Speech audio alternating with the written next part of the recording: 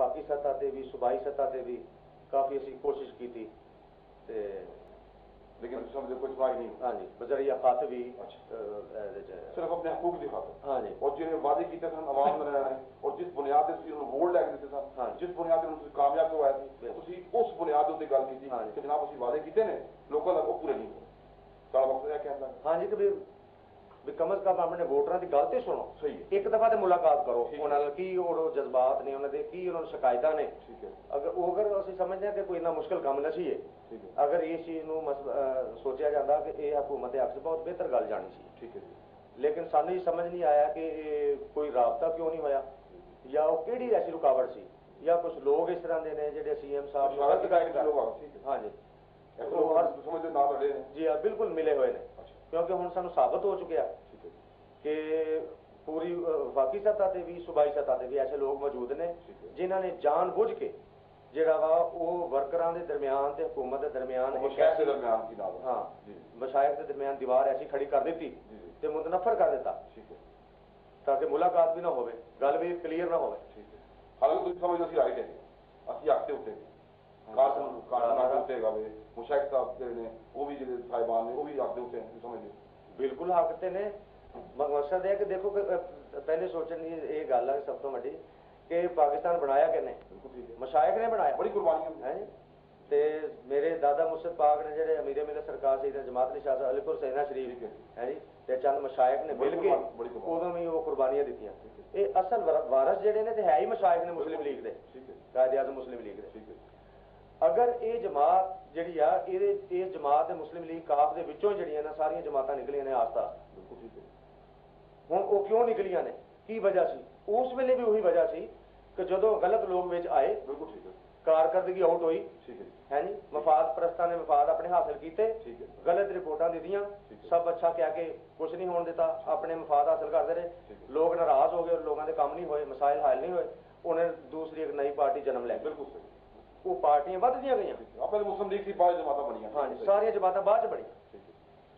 हुण वो जो मशाइख ने समझिया कि असीं इकट्ठे मिल बैठ के एडी सपोर्ट की है,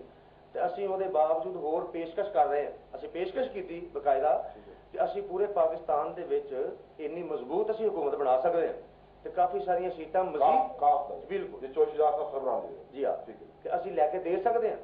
तो फिर कुछ इन्होंने सीटां दे सानू चैक भी किया कि जिहड़ियां सीटां मुकम्मल तौर पर हरियां हुई सी इन्हां दी, हाँ जी, उत्थे असीं हैल्प की है, तो कसरत नाल जिहड़ा वा उत्थे वो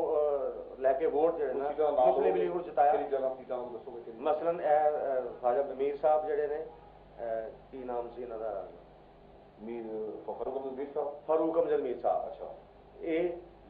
फिर राणा दिलदार साहब साडे इलाके दे मतलब MPA सी। अच्छा अच्छा दिलदार साहब जी हाँ, वो नवे सी, उन्होंने कोई जानदा नहीं सी। ठीक है ठीक, फिर वो MLA भी रहे ने कहते दिलदार साहब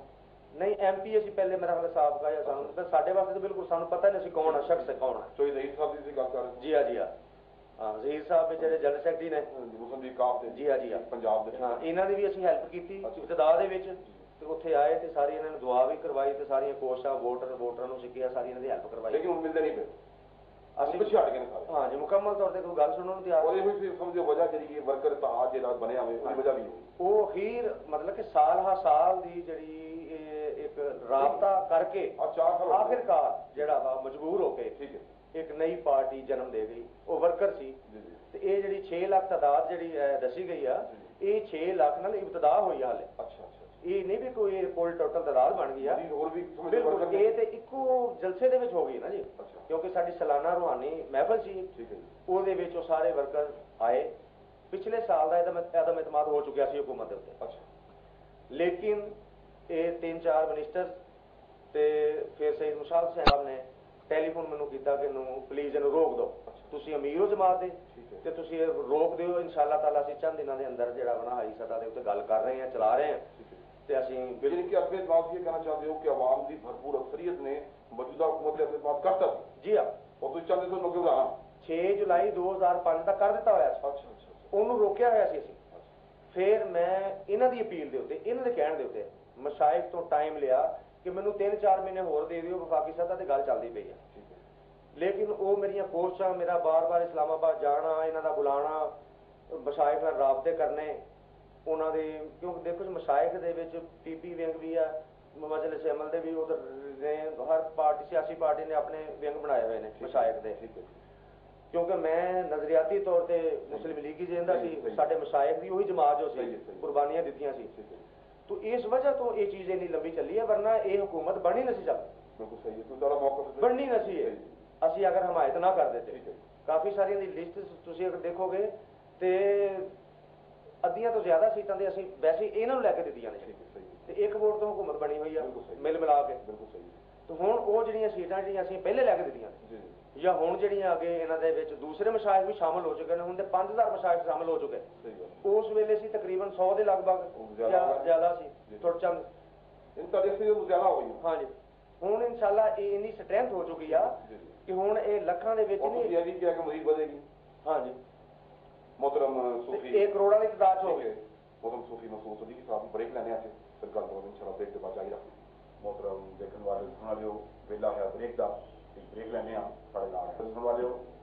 ਅਸੀਂ ਵੀ ਗੁਫ਼ਤਗੂ ਜਾਰੀ ਰੱਖਦੇ। मोहतरम सदीकी साहब ਤੁਸੀਂ ਜਿਹੜੀ ਗੱਲਾਂ ਕੀਤੀਆਂ ਔਰ ਬੜੀ ਖੁੱਲ੍ਹ ਕੇ ਤੁਸੀਂ ਮਾਣਾ ਉੱਤੇ ਖਾਸ ਤੌਰ ਤੇ ਕਾਫ ਦੇ ਨਾਮ ਨੇ ਖੁੱਲ੍ਹ ਕੇ ਚਾਸ਼ੀ ਜਾਰੀ ਜਨਾਬ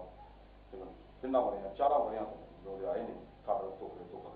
ਸਾਡੇ ਜਿਹੜੇ ਵਾਅਦੇ ਕੀਤੇ ਨਾ ਆਵਾਮ ਨਾਲ ਕੋਲ ਨਹੀਂ ਗਏ ਬਿਲਕੁਲ ਕੇ ਗੱਲ ਕੀਤੀ ਔਰ ਅੱਜ ਦੀ ਗੱਲ ਕੀਤੀ 6 ਲੱਖ ਕਾਰਕੁਨ ਜਿਹੜਾ ਵਰਕਰ ਜਿਹੜਾ ਇਹਦੇ ਕੋਲ ਬੇਕਾਰ ਔਰ ਮਜ਼ੀਦ ਆ ਰਹੇ ਹੁਣ ਅਸੀਂ ਇਹ ਵੀ ਗੱਲ ਕੀਤੀ ਕਿ 2005 ਦੇ ਵਿੱਚ ਅਸੀਂ ਫੁੱਲ ਅੱਗੇ ਇਸਤੇਮਾਲ ਕਰ ਸਕਦੇ ਹਾਂ ਲੇਕਿਨ ਰਿਕੁਐਸਟ ਕੀਤੀ ਉਹਨੇ ਕਿ ਜਨਾਬ ਨੇ ਮੈਂ ਚਾਹਾਂਗਾ ਜ਼ਰੂਰ ਸੁਣਨਾ ਚਾਹਾਂਗਾ ਕਿ ਹੁਣ ਤੁਹਾਡੀ ਡਿਮਾਂਡ ਕੀ ਨੇ ਮਤਲਬ ਕਾਰਕੁਨ ਔਰ ਆਵਾਮ ਦੇ ਕੀ ਤੁਸੀਂ ਸਮਝਦੇ ਮਸਾਇਲ ਨੇ ਜ਼ਰੂਰ ਮਸਾਇਲ ਦਾ ਤਸਕਰਾ ਕਰੋ ਕਿ ਮਸਾਇਲ ਅਗਰ ਆਲਾ ਹਕਾਮ ਵੀ ਸੁਣਦੇ ਪਏ ਨੇ ਇੰਟਰਵਿਊ ਥਰੂ ਗੱਲਬਾਤ ਉਹਨਾਂ ਪਹੁੰਚਦੀ ਹੈ ਤੇ ਤੁਹਾਡੇ ਅਗਰ ਮਸਾਇਲ ਜਿਹੜੇ ਨੇ ਉਹ ਗੱਲ ਦੱਸ ਦਿਓਗੇ ਕਿ ਉਹ ਇਸ ਪੋਜੀਸ਼ਨ ਚ ਹੋਣ ਦੇ ਕਰਕੇ ਮਸਲੇ ਵੀ ਹੱਲ ਕਰ ਦੇਣ ਔਰ ਜਿਹੜੀ ਸੂਰਤ ਪੈਦਾ ਹੋਈ ਉਹ ਵੀ ਨਾ ਹੋ ਸਕੇ ਇੱਕ ਜ਼ਰੀਆ ਹੁੰਦਾ ਵੇ ਕਰਕੇ ਔਰ ਮੈਂ ਸਮਝਦਾ ਕਿ ਇੰਟਰਵਿਊ ਦਾ ਦੇਣਾ ਮਕਸਦ ਵੀ ਉਹੀ ਹੈ ਕਿ ਆਪਣੀ ਆਵਾਜ਼ ਆਲਾ ਹਕਾਮ ਤੱਕ ਨਹੀਂ ਜਾਵੇ। ਮੈਂ ਚਾਹਾਂਗਾ ਕਿ ਤੁਹਾਡੇ ਮੇਨ ਜਿਹੜੇ ਕਾਰਕੁਨਾਂ ਦੇ ਆਵਾਮ ਦੇ ਮਸ਼ਾਇਖ ਦੇ ਜਿਹੜੇ ਮਸਾਇਲ ਨੇ ਮਸਾਇਲ ਉਹ ਕੀ ਨੇ ਉਹ ਸਾਨੂੰ ਦੱਸੋ ਤਾਂ ਕਿ ਉਹਦੇ ਮਜ਼ੀਦ ਗੱਲਬਾਤ ਕਰ ਸਕੀਏ। ਪਹਿਲਾ ਮਸਲਾ ਜਨਾਬ ਇਹੀ ਹੈ ਕਿ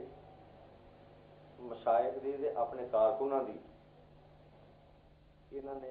ਇਬਤਦਾ ਦੇ ਵਿੱਚ ਰਵੱਈਆ ਹੀ ਨਹੀਂ ਠੀਕ ਰੱਖਿਆ ਤੇ ਉਹ ਮੁਲਾਕਾਤ ਜਾਂ ਉਹ ਇੱਕ ਚੀਜ਼ ਦੇ ਦੋਸਤਾਨਾ ਮਾਹੌਲ ਜਿਹੜਾ ਬਣਨਾ ਚਾਹੀਦਾ ਸੀ ਉਹੀ ਨਹੀਂ ਸੁਣੀ। ਇਬਤਦਾਈ ਚੰਦ ਮਾਮਲਾਤ ਸੀ ਜਿਹੜੇ ਮਸਲਨ ਉਹ ਛੋਟੇ ਛੋਟੇ ਇਲਾਕਿਆਂ ਦੇ ਮਸਾਇਲ ਸੀ ਕਿ ਜਨਾਬ